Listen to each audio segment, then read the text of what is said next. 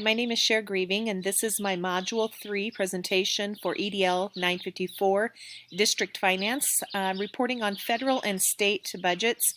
I'm reporting on Logan USD 326, a small 1A school in northwest Kansas.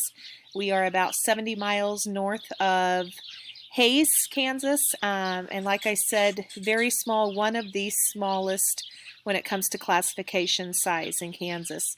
The assessed value, the dollar value assigned to property for Logan for the 2019-20 school year, as you can see, was $17,105,223.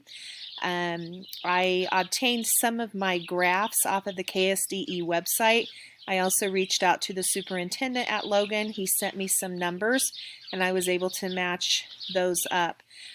Total cash balance as of July 1, 2019, $899,758. I did some researching to see where and what we record as cash balance, and as you can see here off to the left, these are the numbers that were recorded as cash balance on hand, like I said, in July 1 of 19. The general state aid received is $1,447,542. State aid is acquired through general and supplemental funds, driver's training, food service, professional development, and capers.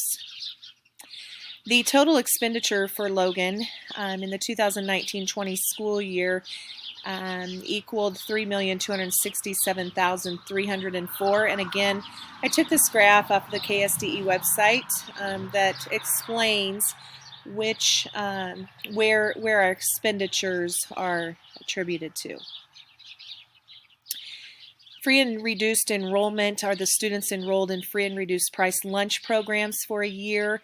It is the share of total student enrollment. Students living in a household up to 130% of the federal poverty level are eligible for free meals. At Logan, USD 326, we have 38 students on free lunches and 7 students on reduced lunches. This is out of a total enrollment of 135 students. That's K through 12. Meal prices at Logan, $160 for breakfast across the board. Elementary lunches are $230 per pupil, and junior high school lunches are $260 per pupil. We have an all-day, everyday kindergarten program at Logan. In researching the meal rates, I discovered that school finance law mandates 20 per school district. Our supplemental LOB is 23.959. Capital outlay is 5.5, and no bonds and interest. We have 22 certified staff, K-12 at Logan, and 11.5 non-certified staff who do not hold teaching certificates or make educational decisions.